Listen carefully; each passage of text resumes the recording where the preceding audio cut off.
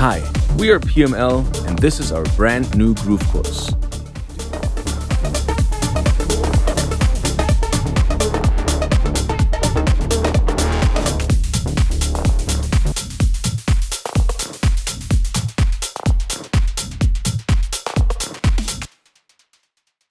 Hey guys, this is Production Music Live. My name is Francois and today we are going to address a question that keeps getting asked over and over again, and that is like how to properly use Groove Pool in Ableton on your drum patterns and on your drum beats. It's actually taken out of our Dark Side template, and you see we have a kick here and then we have the original drums playing on different MIDI tracks down here. So we have a noise, an open hi-hat, and a shaker, and some claps, and percussions. And our drum beat is already nice and groovy, even if we are working, for example, on our noise section here, going into the MIDI pattern. We're actually simply using 16th notes here, and you can see we're not really altering the velocity down here. So if I solo this, it definitely has a groove or swing, but we didn't do it manually. We used a groove here in the clip view of Ableton, and in this case we used MPC 16 swing 62. And let's take a closer look actually at how this works. So we have our groove pool here. It's this button. If you click on these two waves here, you open up the groove pool, and if you right click, you can go and browse the groove library, and it will open up from your packs, and you see you will have swing and groove. And from that folder, you can select all different types of swings and grooves. And right here, we've picked some grooves out of the swing folder and out of the MPC folder. MPC's 8, swing 50. These numbers actually refer to something. So this groove is picking 8th notes as bass. And then the second value here is telling you how much this swing or groove actually swings. And you see it goes up. So this one down here, for example, would be a stronger one compared to that one down here. So with that in mind, let's take a look at our groove pool here. Taking this up just a little, and this as well.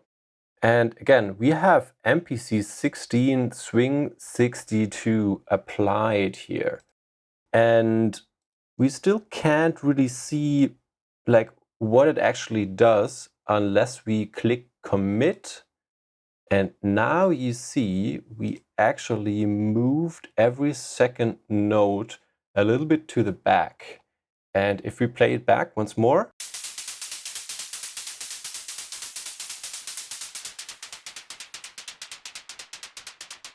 you can actually hear that quite nicely. If I undo this quickly and take no groove here, so this always picks up one of these grooves. And if I'm selecting none, then nothing will be applied, and this will sound straightforward like 16th notes.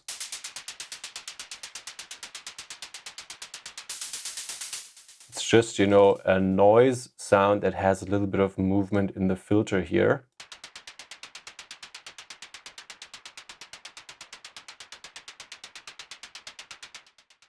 And if we go back and apply our swing, now it's already working on these notes, but we can still tweak it over here.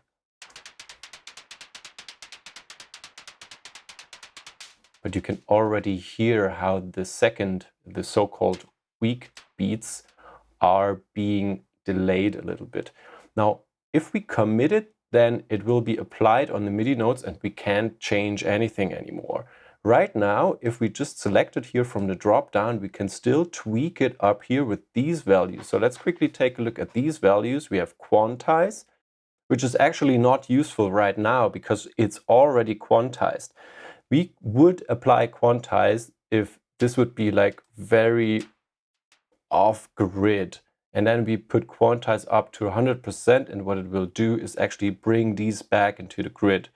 So we will reach that state by adjusting quantize. Timing over here is like a dry wet knob for that groove to be applied. So if I take this down to 0, then this should sound like proper 16th notes.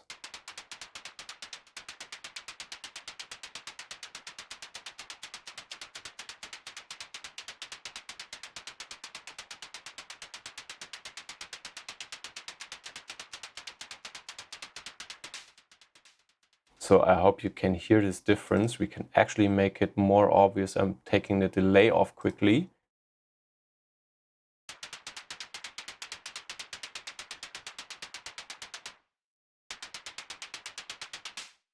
And dry wet all the way up, so we half swing. Okay, so the next field over here is random, which introduces random repositioning to our notes here. If I'm turning this up, it will get messy.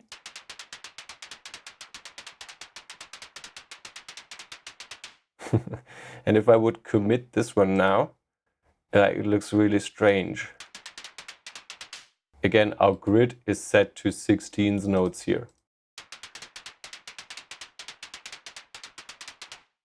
So this is not really something we would like to do. So I'm taking this back and bringing the random down. And then finally we have velocity over here, which basically tells us how much of the velocity inside of this groove do we want to apply on our pattern here. And right now we are taking like 30% of that velocity within the groove and apply it onto this pattern here. And then finally, we have the global amount of all the grooves from the groove pool applied to our track, which is this 100% over here, which is also showing up here. So if we have many MIDI clips and different grooves applied and we kind of want to hear it without so much groove or want to reduce it, we can just like reduce the global amount. It will change here and you can see it changes up here as well and like totally get rid of the groove, which is kind of an interesting feature for playing live or something. So let's quickly listen.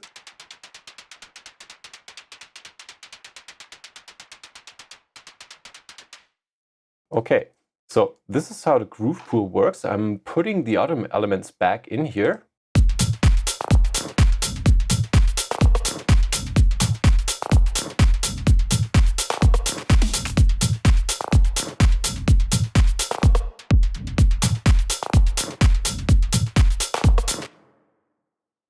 Okay, setting it back to 100. And now in this view here, we have different MIDI clips with every MIDI clip has their own swing or groove applied here. And maybe they can even vary over, oh, well, they're using 62 here. Are we using something else in the claps maybe? No, we're also using 62, and then down here in the percussions, we are also using 62. Okay, fine. Now, maybe you're asking yourself, like, what is this? What's up with this commit thing? Now, basically what you can do, you can apply several grooves on top of one clip after another. For example, you could like pick 62 now and commit. And you see how this moved off grid here, and these two moved off grid, and that one as well. Always the weak beats. So position 2 and position 4 in every bar. Again, position 2 and 4 and 4 and 2 over here.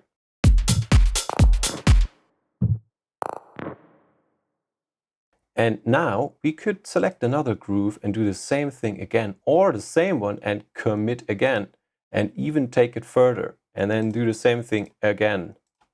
So that's why you can commit or just leave them in the drop down and tweak them up here with all these controls. And if you would like to learn this in depth, like groove and swing and how to come up with great drum programmings and percussions and drum beats, we just finished a full groove course on this subject, and you can check the link in the description. And let's quickly take a look at how we would do this in a drum rack. Now, with individual tracks, you can work with individual grooves. And if you work with a drum rack, so I'm putting this on solo right now, and I'm putting the kick on solo as well. And now we have the entire pattern here in our drum rack. And we can basically apply one groove to the entire pattern of our drums.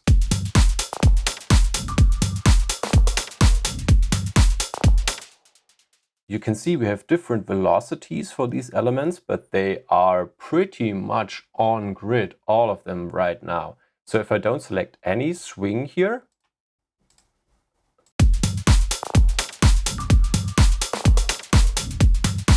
and if I take off this noise head as well,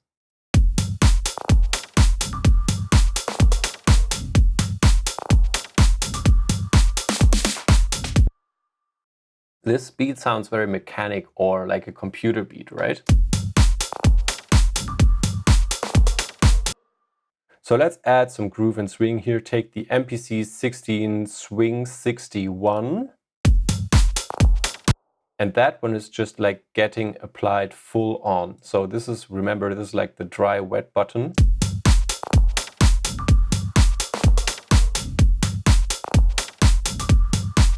If I commit to it, we can see what happens here in the MIDI section.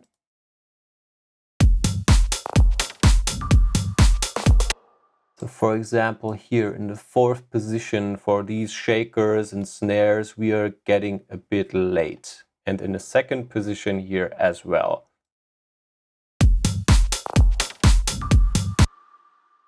Putting this back. And what could we do to show this even more obvious? If I'm turning around the random knob here. So I think you get the picture. I'm taking random off again. The groove pool and these grooves at your fingertips are very handy to make your beat sound more interesting and more professional and more club ready, get the crowd moving. You could actually also apply this on melodies, on MIDI melodies, for example. Also gets very interesting and something that sounds a bit less structured. Going back, playing everything together.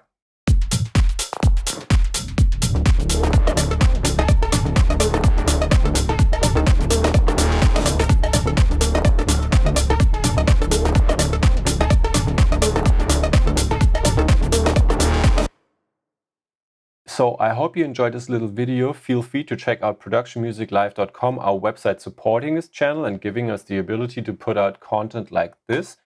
Feel free to check out our new sample pack. D Premium Volume 3 is completely new right now. A nice sample pack with lots of drum samples and loops and top and hi-hat loops and Atmo and noise loops and stuff like that. Also, if you want to learn how to make a track like this one here, we have a new start to finish course on making this style, which is kind of high-tech, minimal Boris Brejcha type style. Check the link in the description as well. If you would like to learn more about groove, we have our new groove course, as mentioned, link in the description as well. Subscribe to our channel, leave a comment and a like, and I hope to see you next time. Hi, we are PML and this is our brand new groove course. Do you have problems making your house or techno beats sound professional enough for the club? It's time. In this course, we will teach you the basics of drum programming and all tricks we use to make a simple beat groove more.